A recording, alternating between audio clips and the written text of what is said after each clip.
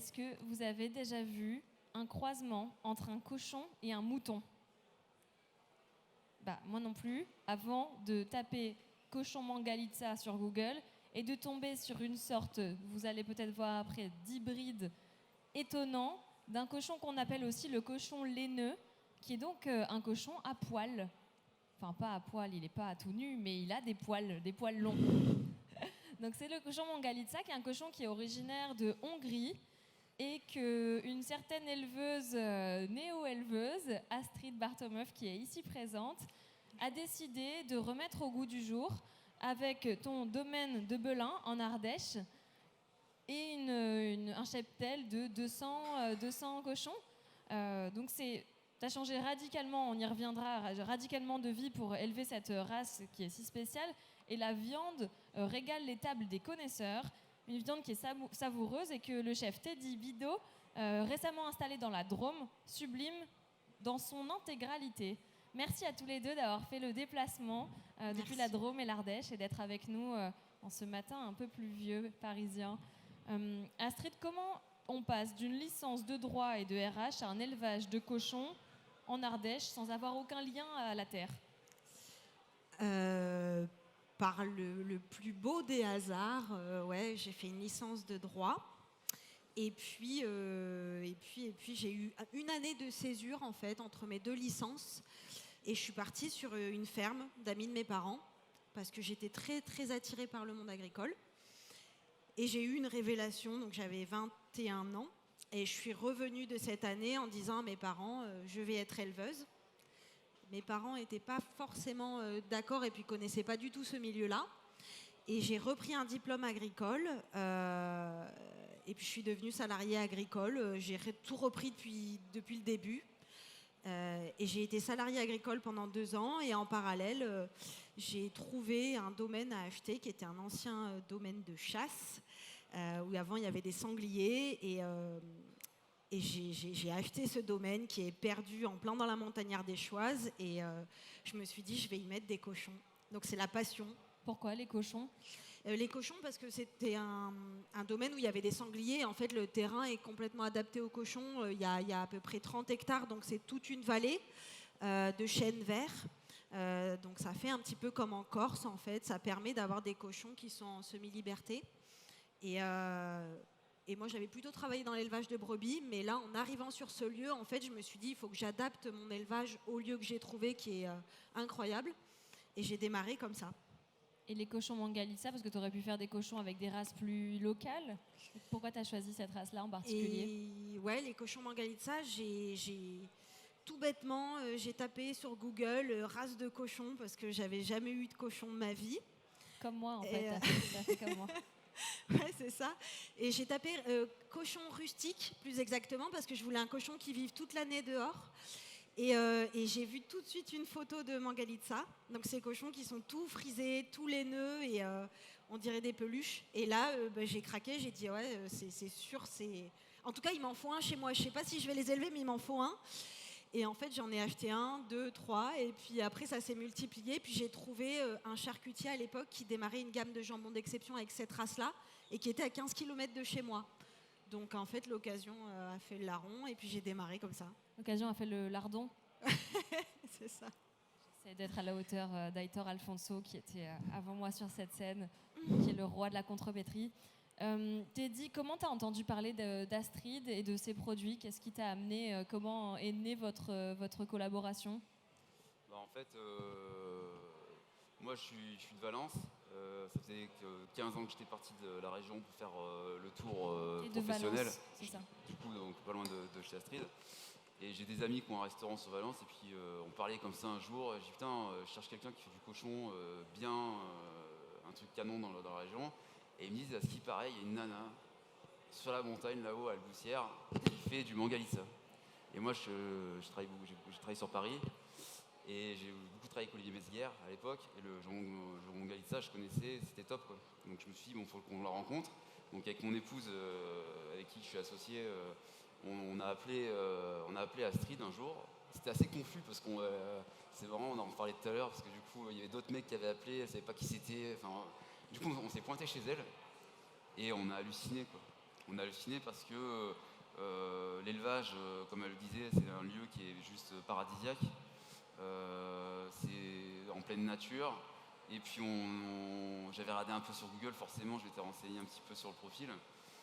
Mais on est arrivé là-haut, on tombe sur une nana toute seule avec des cochons et qui élève ça avec passion, avec amour.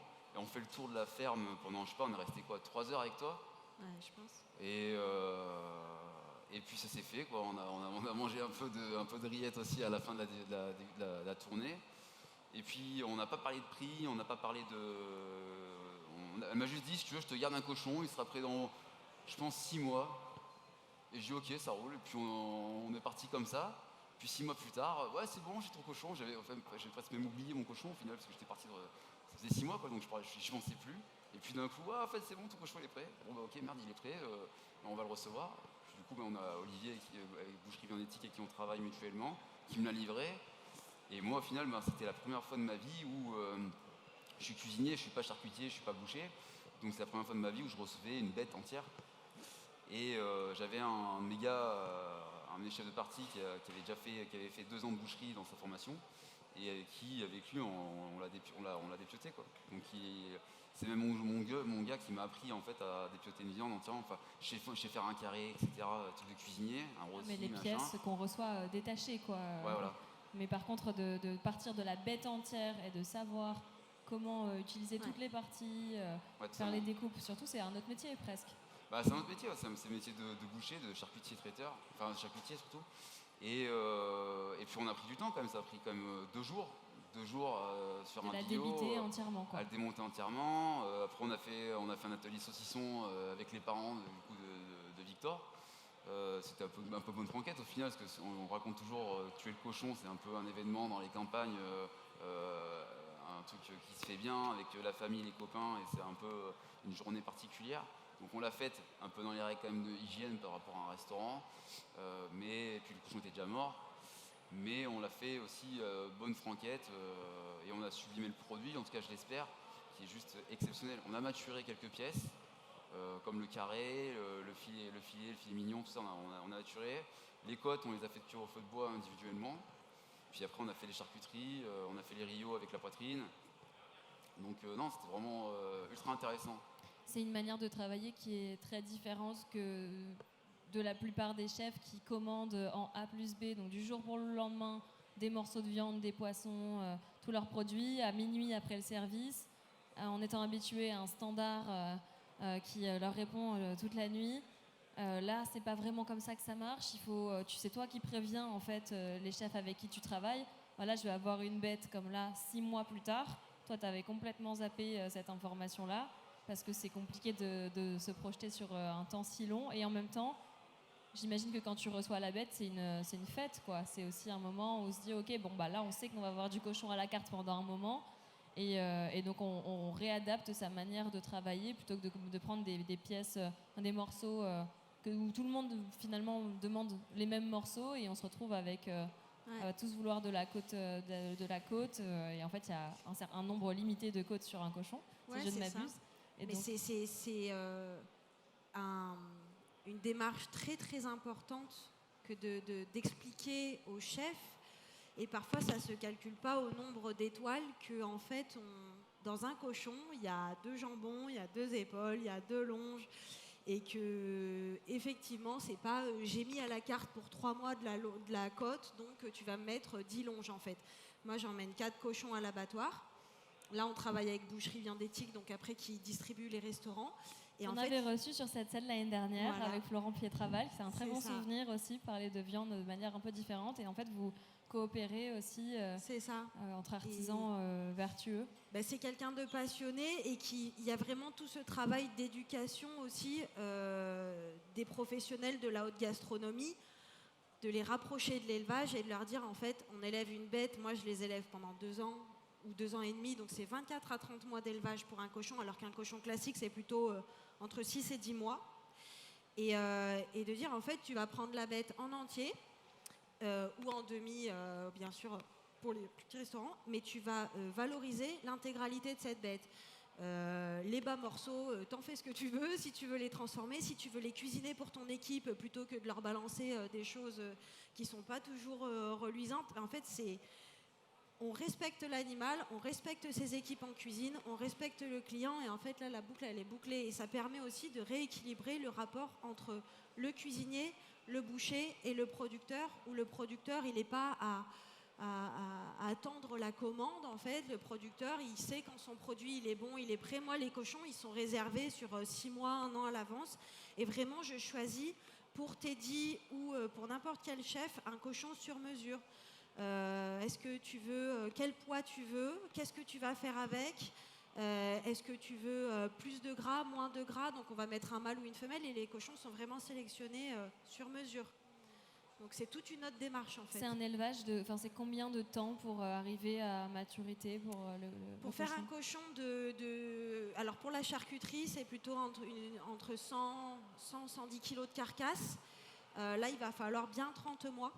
Voilà, parce que moi j'ai des terrains qui sont très en pente, et vraiment c'est de la vraie semi-liberté, c'est pas du cochon plein air, c'est-à-dire que chez moi les cochons ont minimum 10 fois plus de place qu'en bio. Donc ils courent vraiment, ils mangent vraiment des glands, et ça je peux pas savoir, je sais jamais combien me coûte un cochon, je suis incapable de te dire. Par contre je sais te dire chacun qui est leur mère, quel âge ils ont. Donc ça va être pour les cochons plutôt pour la charcuterie, et après pour des cochons pour la restauration. En général, la demande, c'est sur des plus petits cochons, parce que du coup, il y a moins de gras. C'est une race qui fait beaucoup de gras. Donc pour la charcuterie, c'est exceptionnel. Et pour les restaurants, pour avoir des plus petites côtes et tout ça, on va sur du 55-70 kilos maximum. Et c'est des cochons qui vont avoir minimum 15 mois. Pour illustrer aussi le fait que c'est pas des cochons qui sont... c'est des cochons sur mesure, mais c'est pas des cochons à la demande. En ce moment, toi, tu as épuisé ton stock de cochons que tu avais eu dernièrement. Donc, on ne va pas cuisiner du cochon sur scène. Le but, c'est surtout de vous montrer aussi que ce n'est pas l'instantanéité. On ne peut pas se choisir d'avoir, pour la scène omnivore, même si on aurait adoré, des choses à cuisiner devant vous. Par contre, il y a quand même des produits, parce qu'on on a tous envie de les goûter. Mais qui sont des produits qui se conservent. Donc tu fais aussi toute une gamme de produits transformés en collaboration avec en fait, une conserverie, ou est-ce que c'est toi qui les fais ? En fait, dans ma ferme, il y a 3 circuits de vente. Il y a une partie qui part pour la charcuterie, pour une gamme de jambon d'exception. Il y a la partie qui passe par boucherie viande éthique, et donc les restaurants comme Garenne. Avec des super beaux restaurateurs, et ça j'adore parce que ça permet de voir son produit aussi sous un tout autre jour. Et la partie vente directe à la ferme, où là c'est plus des visites guidées de la ferme qui permettent aussi d'expliquer ce que c'est l'élevage. On en parlait tout à l'heure avec Teddy, comment expliquer aux gens le coût de la viande, le coût d'un produit. Et c'est très très important d'accueillir les gens, nous en tant qu'éleveurs, dans nos fermes. Parce que quand ils sont pris 1h30 ou 2 heures de visite, où on leur explique en long, en large et en travers ce qu'on fait 365 jours par an, bizarrement la viande leur semble beaucoup moins chère à la fin. Ils arrivent en disant oh là là mais c'est cher, et puis ils partent en disant je pense que c'est juste en fait. Et Teddy il fait exactement le même travail dans son restaurant. Et donc là les produits que j'ai, c'est des terrines, des rillettes, parfois des saucisses sèches, parfois du jambon sec, que je vends vraiment au compte-gouttes à la ferme, sur des visites guidées, sur des portes ouvertes. Et ça, c'est aussi une petite gamme que j'ai qui permet de rendre ce produit très accessible et d'en avoir toute l'année, puisque c'est fait dans un petit atelier de producteur qui a une conserverie, effectivement. Cette notion de prix juste, il s'applique dans ton métier, dans le tien aussi, Teddy, forcément, de valoriser... d'ailleurs, je n'ai pas mentionné, tu l'as dit, Garenne, le nom de ton restaurant, c'est bien ça. Savoir répercuter les prix d'une telle matière première sur celui de tes menus, comment tu fais, comment tu expliques aussi aux clients, est-ce que tu as sur ton menu une mention des producteurs avec qui tu travailles, comment tu fais de la pédagogie justement sur les prix? Déjà pour commencer, je négocie pas avec l'éleveur. Déjà pour commencer, je négocie pas avec l'éleveur. Je négocie pas avec l'éleveur parce que son prix c'est son prix, parce qu'il y a un travail. Donc Astrid, pour le coup, on l'a vu, on sait, il n'y a pas de mensonge, et je pense que le travail mérite salaire, comme on dit. Donc déjà, là, moi j'achète au prix de l'éleveur. Donc déjà ça enlève ça enlève quelque chose à la négociation après finale au prix client. Ensuite, nous, on a des clients qui vont le comprendre, qui vont être attentifs à ça, au bien manger, aux produits, au local, à tout ça, mais il y en a qui ne vont pas le comprendre parce qu'ils ont l'habitude de manger des viandes toute l'année, tous les jours, tout le temps. Et c'est là où c'est difficile à nous d'expliquer et que les gens le comprennent.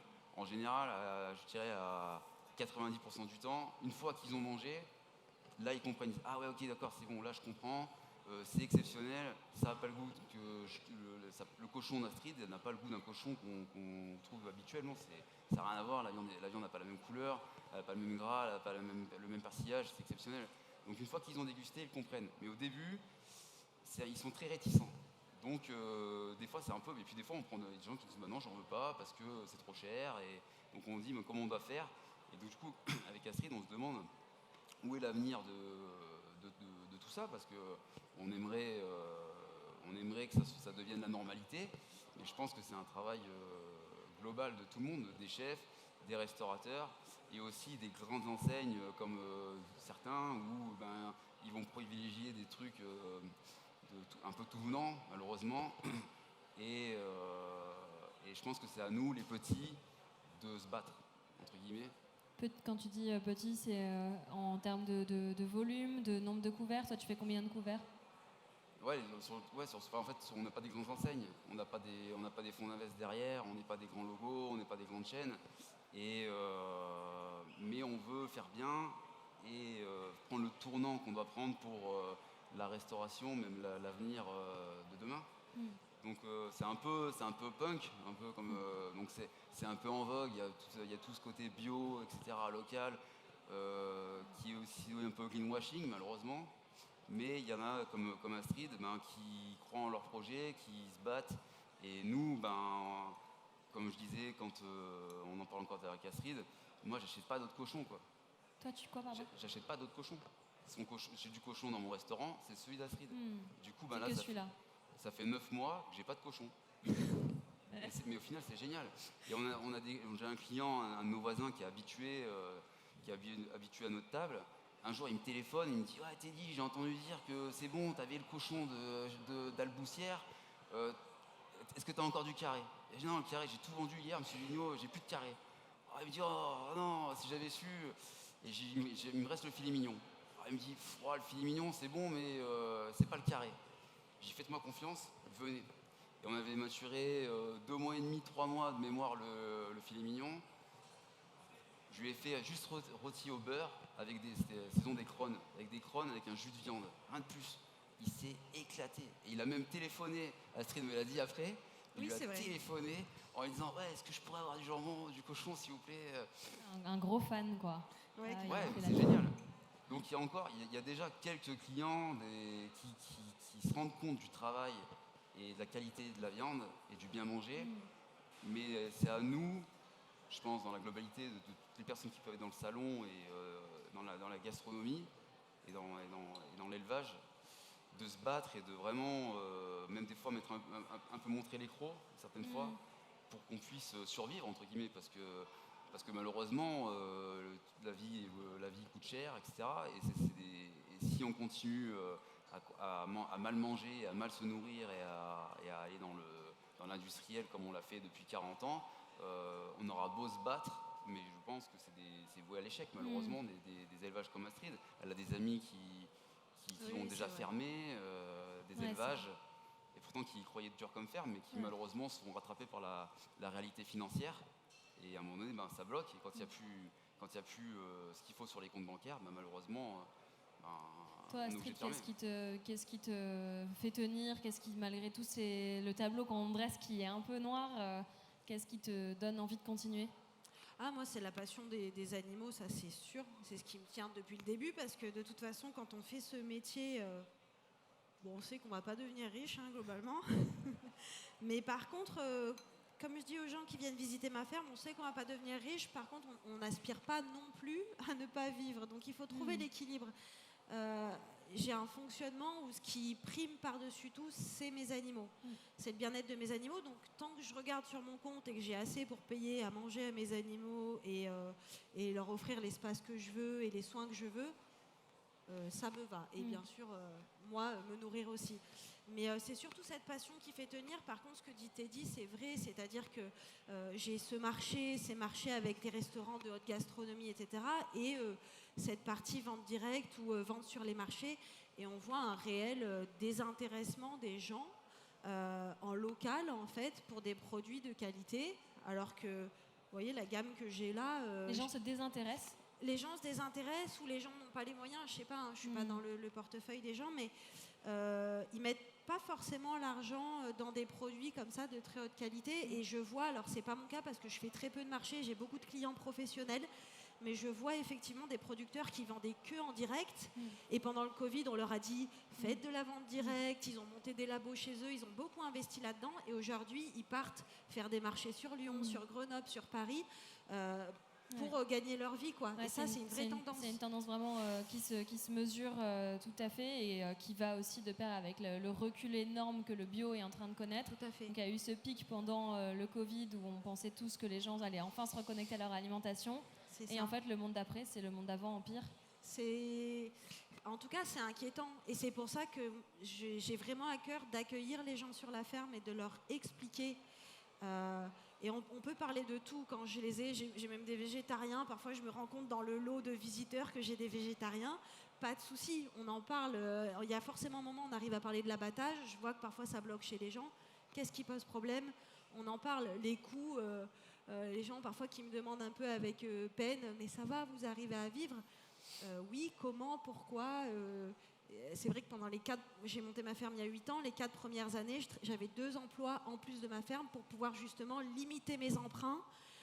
Et aujourd'hui, 8 ans après, tous mes emprunts sont remboursés parce que j'ai pas choisi le modèle qu'on nous présente aussi en permanence. Et ça, c'est aussi aux éleveurs de s'affranchir des modèles qu'on leur a proposés avant. Et de faire quelque chose un peu différent, commencer plus petit pour investir au fur et à mesure, c'était quoi oui, tout à fait. Moi, j'ai commencé avec 3 cochons. Ouais. J'ai commencé avec 3 truies que j'ai élevées dans mon jardin comme des animaux de compagnie et qu'elles sont toujours d'ailleurs. Et puis après, j'ai monté mon cheptel de reproductrices, puis mes cochons d'engraissement. Donc entre le moment où on démarre et le moment où les cochons arrivent à maturité, il se passe minimum 3 ans et demi. Et cette période-là, effectivement, j'étais salariée sur 2 autres fermes pour assurer mon démarrage et pas aller voir une banque en empruntant 300 000 €. Donc j'ai tout financé avec mes salaires. Et après, ça fait qu'aujourd'hui, j'ai une certaine tranquillité d'esprit. Et les agriculteurs, il faut qu'ils arrivent aussi parfois à regarder un peu ailleurs. Ça ne veut pas dire forcément avoir 10 000 clients. Ça veut dire avoir les bons clients, les bonnes relations, travailler avec des gens de confiance comme ça, quoi. On a envie de goûter maintenant. Ah, mais... Qu'est-ce que tu nous as préparé? Alors là, c'est des rillettes. Différents types de conserves. Là, déjà, c'est des rillettes donc, qui sont faites en Ardèche. Les cochons, ils sont nés, élevés, abattus, transformés en Ardèche. C'est 100% Ardèche. Et les rillettes sont assez grasses. Et c'est vraiment la particularité de cette race-là, c'est le gras. Je vais faire ça. Ouais, on va faire les terrines aussi. Ça, c'est pour qui? C'est pour Loré? Tiens, je mets là. Donc c'est la race de cochon qui a le gras le plus riche en oméga 3. Et ça nous aide à avoir meilleure conscience. C'est du bon gras. Je vais couper du pain. Il y en a qui arrivent au bon moment. Attends, prends ça toi. Prends ça que je coupe ça. Merci.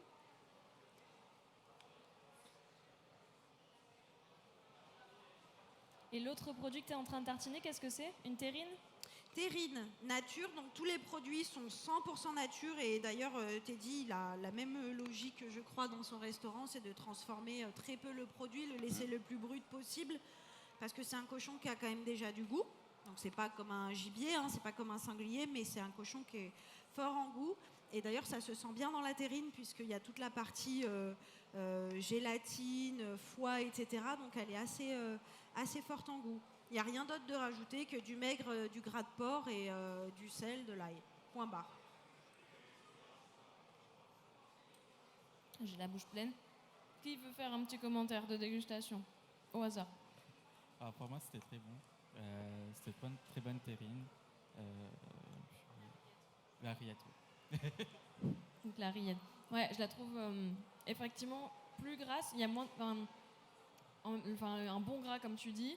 Il y a ce côté plus gras. Je trouve que les rillettes du Mans qu'on a l'habitude d'avoir, plus onctueux en tout cas sur la texture. Mais Oui. le goût est très très équilibré. Je trouve très doux. Elle n'est pas très forte. Merci. C'est- Le c'est- Mangalitsa est réputé pour avoir un gras qui est justement très doux, tant et si bien qu'on peut également faire du sucré avec. Donc il y a déjà des chefs qui ont fait des desserts au saindoux de Mangalitsa. Et il y a aussi un pâtissier qui avait fait des bonbons de Mangalitsa, des petites billes de chocolat avec un insert Mangalitsa, enfin un saindoux de Mangalitsa, épices, etc. Donc c'est un Waouh. gras qui peut s'utiliser pour plein de choses. Et à titre personnel, moi je fais des savons au saindoux de mes cochons aussi chez moi. Des savons. Ouais, donc Ouais. rien ne se perd. Excellent. La terrine est délicieuse aussi. Je vais vous faire passer ça. Hop.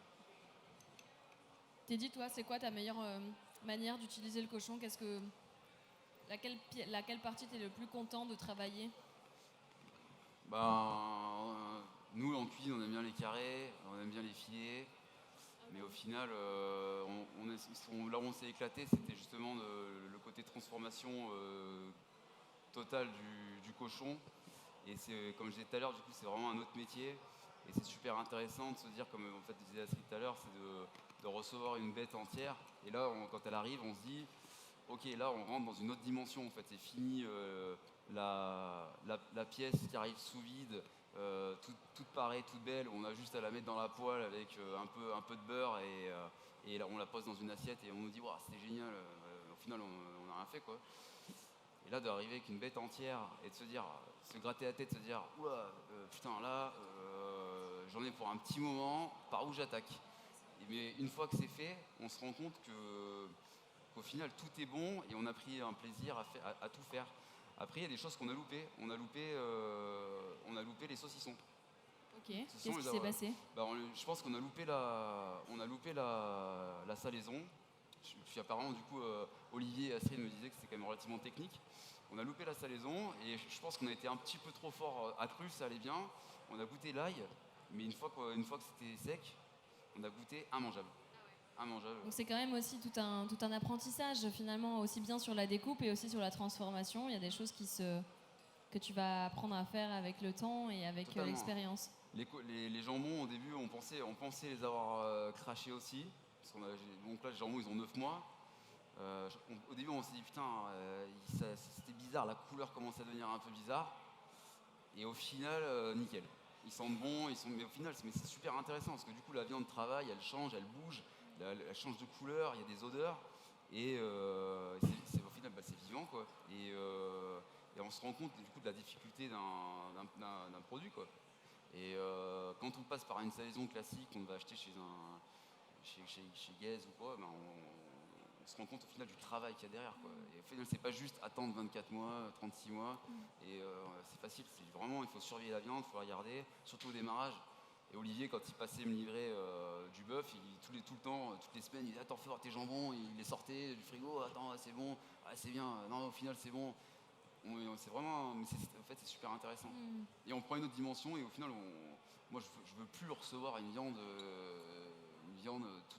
toute belle, toute pareille, ça m'intéresse même plus, que ce soit sur le bœuf ou sur le cochon. Ça t'a fait changer toute ta démarche par rapport à la viande et toute ta manière de travailler avec la viande finalement. Toute ma démarche, tout. Maintenant, je fais que de la maturation et maintenant, je commence à même rentrer ça se fait de plus en plus, mais je commence à rentrer aussi dans la maturation de poisson. Et au final, on s'éclate parce ça prend un autre truc. Nous, on s'éclate culinairement, on s'éclate. On essaye des trucs, donc des fois ça foire, donc on perd un peu de cam, mais bon, c'est le jeu.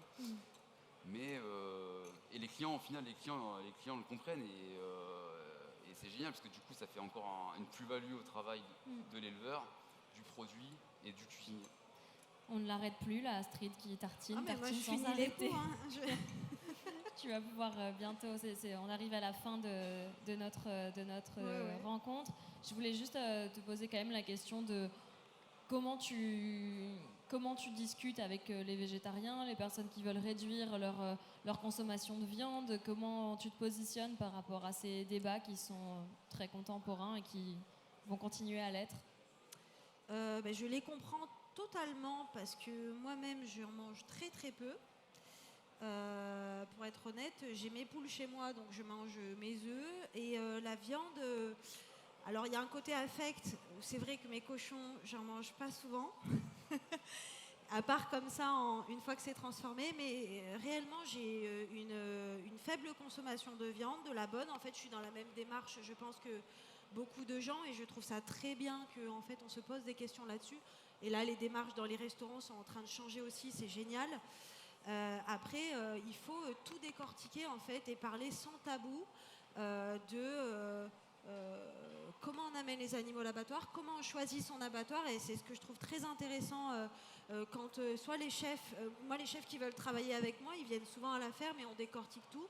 Un cochon, moi je choisis un petit abattoir privé où j'amène moi-même mes cochons. C'est moi qui les décharge dans leur stall. Je les ai préparés avant pendant 1 ou 2 semaines pour qu'ils montent tout seuls dans la remorque sans que j'aille les pousser. Donc il y a toute une démarche en amont qui fait que si on ne se pose pas ces questions sur la viande, on ne traite pas bien les animaux. Et c'est paradoxal, mais moi je vais à l'abattoir avec mes animaux parce que je sais que j'ai la ressource nécessaire pour les élever, pour offrir cette viande-là aux gens que je ne mange pas forcément moi. Et quand je vais à l'abattoir, j'ai tout le temps de réfléchir à ça et ça ne me fait pas plaisir. Par contre, je sais que je suis capable de le faire et de le faire bien. Et un éleveur qui se pose plus ces questions-là, il faut qu'il change de métier, quoi. On s'y habitue jamais en fait à ça. C'est très inspirant, je trouve, d'entendre ça. Et c'est important de ne pas le mettre sous le tapis non plus, cette question de l'abattage. Je ne voulais pas forcément en parler avant la dégustation.